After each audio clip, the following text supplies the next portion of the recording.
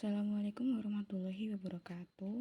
Saya Maya Anggreni dengan 3 digit NIM terakhir 281. Saya akan memaparkan proposal penelitian saya yang berjudul Hubungan Persepsi Siswa Terhadap Soal HOTS dengan Tingkat Kecemasan Matematika di kelas 10. Latar belakang penelitian saya, matematika merupakan pelajaran yang penting dalam membentuk kemampuan berpikir kritis dan logis.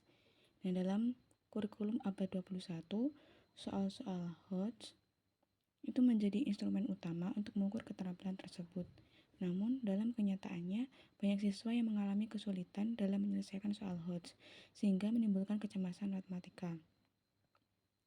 Penelitian terdahulu banyak membahas hubungan antara kemampuan matematika dan kecemasan, atau antara kemampuan dan HOTS. Namun, belum banyak yang mengkaji hubungan antara persepsi siswa terhadap soal HOTS atau tingkat kecemasan matematika. Padahal, persepsi sangat mempengaruhi bagaimana siswa menyikapi suatu persoalan, di mana persepsi negatif itu dapat memperparah kecemasan yang dialami siswa dan sebaliknya. Oleh karena itu, perlu diteliti bagaimana persepsi siswa terhadap soal HOTS itu berhubungan dengan kecemasan matematika. Penelitian ini berangkat dari 3 pertanyaan utama. Yang pertama, bagaimana persepsi siswa kelas 10 terhadap soal-soal matematika berbasis HOTS. Yang kedua, bagaimana kecemasan matematika siswa kelas 10 saat menghadapi soal berbasis HOTS. Dan yang ketiga, apakah terdapat hubungan antara persepsi siswa terhadap soal HOTS dengan kecemasan matematika. Sesuai dengan pertanyaan penelitian tadi, tujuan dari penelitian ini adalah yang pertama mendeskripsikan persepsi siswa kelas 10 terhadap soal HOTS, lalu mendeskripsikan tingkat kecemasan matematika siswa saat mengerjakan soal HOTS, lalu yang ketiga menganalisis hubungan antara persepsi terhadap soal HOTS dengan kecemasan matematika.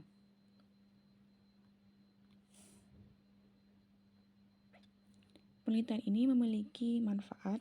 Yang pertama, manfaat teoritis, di mana penelitian ini memperkaya kajian tentang memberikan kontribusi pada bidang pendidikan matematika dan psikologi pendidikan mengenai hubungan antara persepsi dan kecemasan. Lalu, manfaat praktisnya, bagi guru dapat membantu menyusun strategi pembelajaran yang mengurangi kecemasan. Lalu bagi siswa, meningkatkan kesadaran diri terhadap persepsi dan emosinya dalam belajar. Lalu bagi sekolah, menjadi masukan untuk kebijakan pembelajaran berbasis HOTS. Lalu bagi peneliti lain, menjadi referensi untuk studi lanjutan.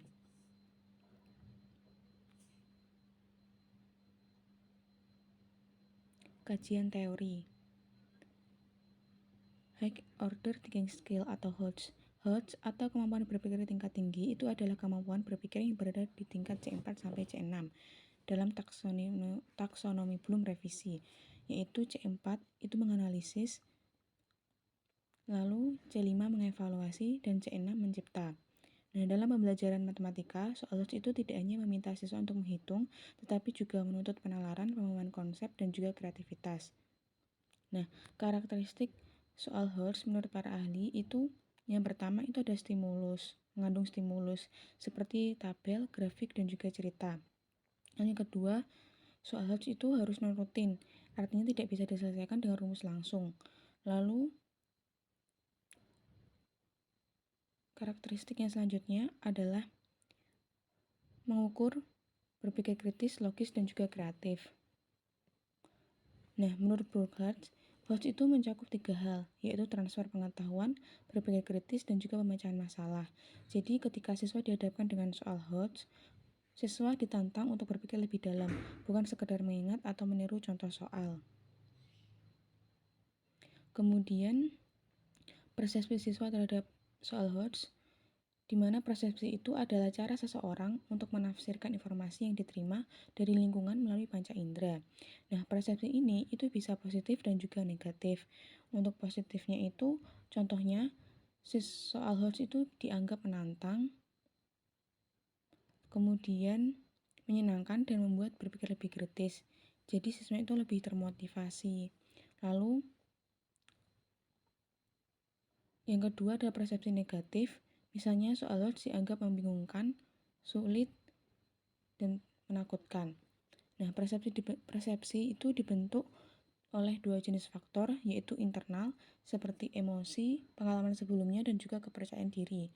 Lalu ada juga faktor eksternal, seperti bagaimana cara guru itu menyampaikan soal, bentuk soal, dan konteks soal. Nah, contohnya, jika seorang siswa itu merasa bahwa soal tidak sesuai dengan materi yang diajarkan atau bahasanya itu membingungkan, maka persepsinya akan menjadi negatif. Nah, sebaliknya, jika soal diberikan dengan stimulus yang menarik, konteks yang relevan, dan guru membimbing dengan baik, maka persepsi siswa bisa menjadi lebih positif. Nah, persepsi ini sangat penting karena akan memengaruhi bagaimana siswa akan memulai, memproses, dan menyelesaikan soal tersebut.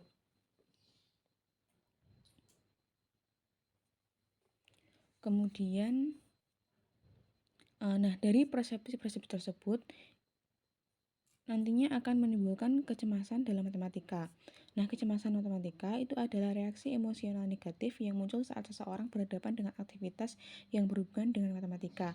Seperti yang saya alami sendiri, yaitu gugup saat ujian matematika, takut saat salah menjawab, dan gelisah saat diberi soal sulit. Nah, kecemasan matematika itu dibagi menjadi dua tingkatan, yaitu dibagi menjadi 4 tingkatan, yaitu rendah, sedang, tinggi, dan panik. Nah, rendah itu siswa masih fokus dan juga termotivasi. Lalu sedang, siswa itu memiliki fokus yang tinggi. Lalu kalau tinggi, itu siswa memiliki pemikiran yang sempit, tidak bisa berpikir jernih, terus bisa panik, kayak gitu. Lalu pada tingkat panik, siswa itu tidak bisa berpikir secara logis. Nah, kecemasan matematika ini bisa disebabkan oleh beberapa faktor. Yang pertama adalah faktor lingkungan, di mana ini itu bisa dari tekanan orang tua, guru yang terlalu cepat dalam menjelaskan. Lalu yang kedua ada faktor kepribadian, seperti rasa malu untuk bertanya, kurang percaya diri. Lalu yang ketiga ada faktor intelektual, di mana siswa itu kurang memahami konsep, gaya belajarnya yang tidak cocok. Lalu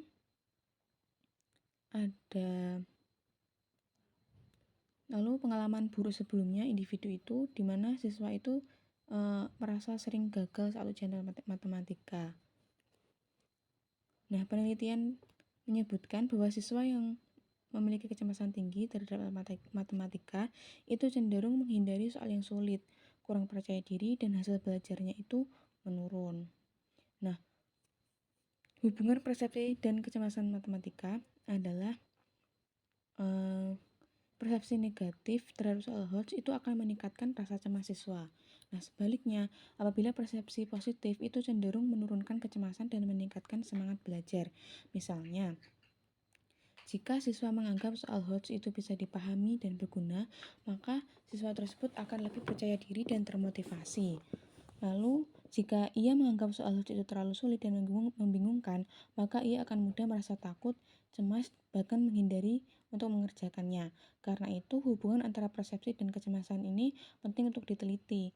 Nah, dengan mengetahui bagaimana siswa memandang soal HOTS dan bagaimana hal itu berpengaruh terhadap kecemasannya, maka guru itu bisa merancang pembelajaran yang lebih ramah dan juga efektif.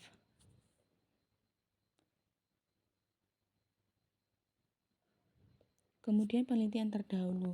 Nah, berbagai penelitian sebelumnya itu telah mengkaji soal HOTS dan juga kecemasan matematika. Namun, belum banyak yang secara khusus meneliti hubungan antara persepsi siswa terhadap soal HOTS dengan kecemasan matematika. Nah, penelitian oleh Savitri, Kusuma, dan Widada pada tahun 2020 itu menunjukkan bahwa siswa dengan kemampuan tinggi itu memiliki kecemasan yang lebih rendah saat mengerjakan soal HOTS. Kemudian, ada juga penelitian dari Dewi, Huzaifah, Zen, dan Santoso pada tahun 2022 itu menemukan bahwa hubungan antara persepsi kemampuan HOTS dan capaian siswa itu sangat lemah. Kemudian penelitian oleh Makrufah dan Ismail pada tahun 2022 serta Wadah Stuti dan Faradibah pada tahun 2023 itu mengungkapkan bahwa siswa dengan kecemasan rendah lebih mampu berpikir kritis dan menyelesaikan soal HOTS dengan lebih baik. Nah, penelitian-penelitian ini dapat memperkuat pentingnya mengkaji peran persepsi siswa dalam hubungannya dengan kecemasan matematika. Kemudian kerangka berpikir. Nah, kerangka berpikir dalam penelitian ini itu menjelaskan hubungan teoritis antara persepsi siswa terhadap soal HOTS dengan tingkat kecemasan matematika, di mana persepsi yang positif terhadap soal HOTS seperti menganggapnya menantang dan bermanfaat itu dapat meningkatkan motivasi serta mengurangi kecemasan. Nah, sebaliknya, jika siswa memiliki persepsi yang negatif, misalnya menganggap soal HOTS itu membingungkan dan juga terlalu sulit, maka kecemasan mereka cenderung meningkat. Dengan demikian, persepsi siswa memegang peran penting dalam menentukan sejauh mana mereka merasa cemas atau percaya diri ketika mengerjakan soal matematika berbasis HOTS. Kayak gitu. Kemudian hipotesis penelitian. Nah, berdasarkan kerangka berpikir dan kajian teori yang telah dijabarkan, hipotesis dalam penelitian ini adalah terdapat hubungan antara persepsi siswa terhadap soal HOTS dengan tingkat kecemasan matematika siswa kelas 10 di sekolah menengah atas. Kemudian metode penelitian. Nah, dalam penelitian ini pendekatan dan jenis penelitiannya adalah kuantitatif korelasional. Kemudian desain penelitiannya itu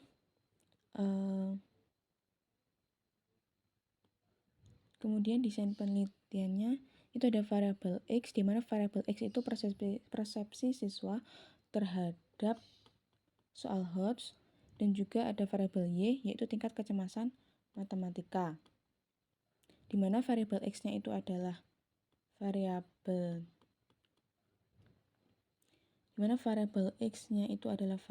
bebas, dan juga variabel Y-nya itu merupakan variabel terikat. Kemudian instrumen penelitian. Nah, penelitian ini itu menggunakan kuesioner tertutup skala Likert untuk dua variabel, yaitu persepsi siswa terhadap soal HOTS dan tingkat kecemasan matematika. Nah, masing-masing kuesioner itu terdiri dari 20 item, di mana disusun berdasarkan 10 indikator dan memuat pernyataan positif serta negatif. Nah, instrumen itu diuji validitas dan reliabilitasnya sebelum digunakan. Kemudian teknik pengumpulan data. Dalam penelitian ini, teknik pengumpulan data yang digunakan adalah yang pertama kuesioner, di mana untuk menjaring data persepsi dan kecemasan. Kemudian ada dokumentasi untuk mendukung data profil sekolah, guru, dan siswa. Kemudian analisis datanya. Dalam penelitian ini, analisis data yang digunakan adalah yang pertama uji validitas dan reliabilitas. Jadi ini untuk menguji instrumen penelitiannya, di mana sebuah instrumen penelitian dikatakan baik itu apabila memiliki validitas yang tinggi dan juga kemudian ada uji normalitas. Nah, di sini uji normalitas yang digunakan adalah dengan metode Shapiro-Wilk. Kemudian pada uji hipotesis itu menggunakan korelasi person atau product moment. Baik, terima kasih. Sekian pemaparan dari proposal penelitian saya. Apabila ada salah kata, saya mohon maaf. Wassalamualaikum warahmatullahi wabarakatuh.